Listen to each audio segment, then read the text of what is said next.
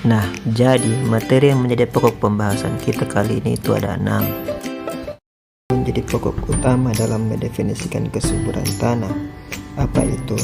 Tentu yang pertama adalah dari tanah itu sendiri, atau dalam hal ini adalah sifat-sifat tanah. Sifat-sifat tanah itu ada 3, ada fisik, kimia, dan biologi. Dalam dunia ilmu tanah, sifat fisik tanah itu terbagi atas beberapa item, seperti tekstur, struktur, konsistensi, hingga kadar air. Namun, jika kita menarik benang merah dari semua sifat fisik tanah tersebut, maka kita akan temukan bahwa kesemua sifat fisik tanah tersebut hanya membahas tentang keseimbangan padat air dan gas di dalam tanah, atau istilah kerennya adalah tanah sebagai sistem 3 fase. For your information, keseimbangan antara padat cair dan gas ini yang kemudian dipakai dalam menentukan jumlah air tersedia, metode NLWR, Non-Limited Water Range, atau bahasa Indonesianya adalah kisaran air tak terbatas. Sama seperti sifat fisik tanah, sifat kimia tanah pun terbagi atas beberapa item seperti pH, pH, daya hantar listrik, kapasitas tukar kation, dan seterusnya. Namun jika kita lihat secara umum bahwa sifat kimia tanah ini hanya berhubungan dengan 2 hal, yaitu kation dan anion, positif dan negatif, laki-laki perempuan. Jelaskan dulu sedikit tentang kation dan anion. Kation dan anion itu adalah ion. Kalau kation itu adalah ion yang bermuatan positif, sedangkan anion adalah ion yang bermuatan negatif. Di dalam tanah, kation dan anion ini berinteraksi, sama halnya prinsip magnet.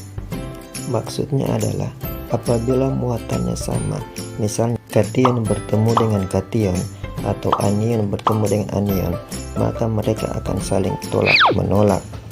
Sebaliknya, apabila 2 muatan berbeda bertemu, misalnya kation bertemu dengan anion, mereka akan saling tarik menarik atau membentuk suatu ikatan. Sifat tanah yang ketiga yaitu sifat biologi tanah. Namanya biologi sudah pasti membahas yang namanya makhluk hidup, flora dan fauna, mulai dari yang kecil-kecil yang hanya bisa dilihat oleh mikroskop sampai yang besar-besar yang bisa dilihat hanya dengan menggunakan mata telanjang. Nah, dari ketiga sifat tanah tersebut kemudian akan mempengaruhi yang namanya aktivitas hara atau konsentrasi hara dalam tanah, yang kemudian ujung-ujungnya akan berpengaruh terhadap ketersediaan hara di dalam tanah. Untuk siapa? Jelas untuk pertumbuhan tanaman. Berdasarkan bagan tersebut, kita dapat mendefinisikan kesuburan tanah adalah kemampuan tanah memasok hara dalam jumlah yang mencukupi untuk pertumbuhan tanaman. Kemampuan tanah di sini yaitu hubungannya dengan sifat-sifat tanah, sedangkan memasok hara di sini yaitu hubungannya dengan ketersediaan hara di dalam tanah, dan tentu saja untuk pertumbuhan tanaman. Dan supaya lebih menguatkan, di sini saya telah menyertakan pendapat ahli mengenai definisi kesuburan tanah yang mungkin bisa dibaca sendiri. Jadi intinya itu cuma 3. Yang pertama adalah kemampuan tanah, yang kedua adalah memasok hara dalam jumlah yang mencukupi atau tersedia, dan yang ketiga jelas untuk pertumbuhan tanaman.